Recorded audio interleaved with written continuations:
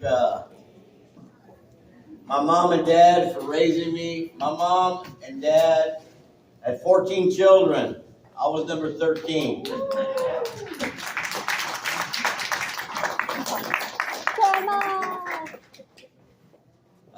My brother Mike, I don't know if he was able to make it tonight. I don't see him around here. But my brother Mike's a Vietnam veteran. He's a combat veteran. He served in 68, 69.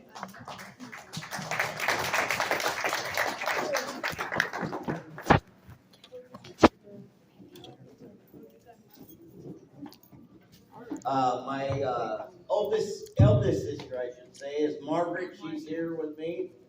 Margaret does a lot for my mom and myself, along with my sister Millie and her daughter Leslie. My sister Nikki, who isn't here. My brother Freddie. My brother Nick, who's passed. My sister Gloria, who's passed. That my mom tells me that I wouldn't wet my diaper when I was a baby. I'd call for her, and she'd come running and take me to the bathroom. She was one of my favorite sisters. She passed from breast cancer a couple of years back. She was a 7-year survivor. And I take my inspiration from people like that in my family. I have a brother Steve that's a Navy veteran. I have also a brother Ernie that passed. My brother Billy. My sister Isabel, who I have to speak on a little bit more because my sister Isabel donated a kidney to me in 1995. That young lady had 4 daughters at the time, and I was there with them girls when they were little girls. Jessica's the oldest.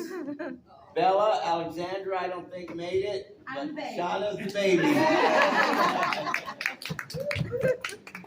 Those girls, I consider those girls like my own because they were there close to me all the time, and I was there for them all the time. I remember taking them girls to the beach and stuff all the time. We used to have great fun. We have to do that again now. Thank you, Uncle Pete. And there's my baby sister. She's older than me, but she's my baby sister, Diana. She's there. Her daughter, Courtney, and her husband, John. John worked for the Bakersfield City School District for, was it 25 years or so? And he was honored for that at what was it, the Robert Bank Theater a couple of years back. And then there was my little brother. His name was Patrick Christopher. Oh, Patrick. And he gave me a shirt that said, "Tough times don't last, tough people do." And he gave me this shirt when I got valley fever back in 1988. Who would have known that some 30 years later, I would have to still be living by that motto since I've been on dialysis now 22 years since I lost a kidney that my sister donated. Patrick was my little big brother.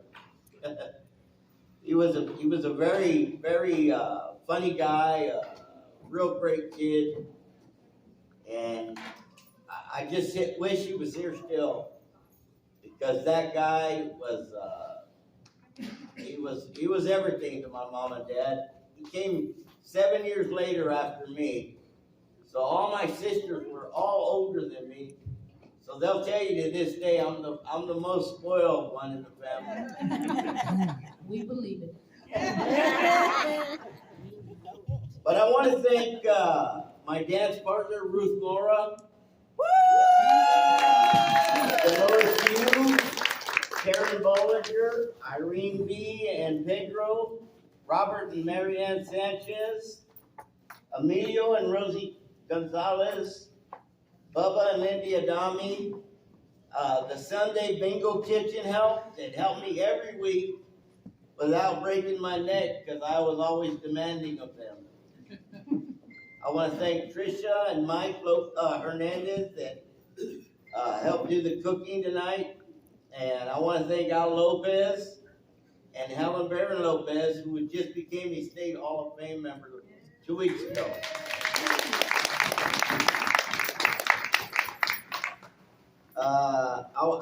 I was hoping my primos from the TCB Music Band would show up because they helped me put on my President's Day Ball, which was, I think, a pretty good success. But I mean, I had to pay all the bills myself, so it was good though.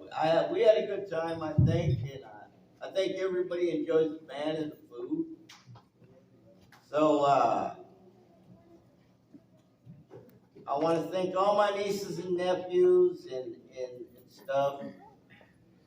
I wish my brother Mike would have been able to make it. He has some breathing problems now, but I grew up always wanting to be like my brother Mike, who was in the Army at the time, and I was growing up. I was 5 years old when he was in Vietnam, and I always had an Army man suit on, or every time he came home, when he came home from Vietnam, when he would come over, I'd get in his little sports car and I'd sit in there and I would pretend I was driving. And my brother Mike is a big inspiration to me, just as my father was. My dad, I got to know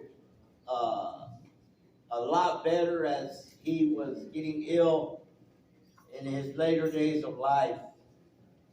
My dad lost his short-term memory, but he could tell you what happened back in 1942. My dad was born in 1925. He quit school at the second grade to help his family. And me and my mother found his report card. And my dad was a straight A student. And I asked my mom and dad, I said, wouldn't you, if you were their parents, wouldn't you tell them to stay in school? But my dad said, well, we had to work. You know, we had to work back then in the 40s and late 30s. It was Depression time. But my dad would go on to become a truck driver and own his own trucks. And then he became a cattle rancher and stuff. So as the 13th child of 14, I never really had to want or beg for anything because all my brothers and sisters would give it to me. Here, you know. I probably cried more than I laughed as a child because of everything I wanted, but I always got it. So now that as I've gotten older, I've come to realize, you know, that I have a lot of friends here, and I have also, like the song says, a lot of friends in low places. But I want to thank everybody. But before I go, I want to give this picture here I took of Richard Saldana, who is our State Eagle of the Year, which is a big honor to get. And his wife wasn't able to come to that event, which was the State Hall of Fame. So I want to give you that picture. I'm sorry I couldn't get the frame, but nobody stole it from me, like I said. Ran in low places. So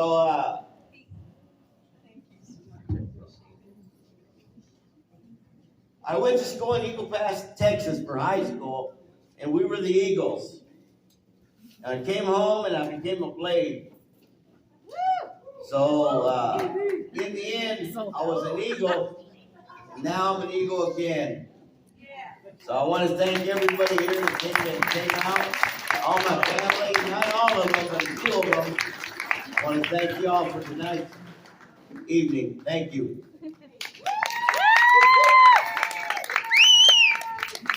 And before he steps down, I have his award It states, Bakersfield Eagles 93, Pete Cortez, Bakersfield Hall of Fame, November 12, 2022.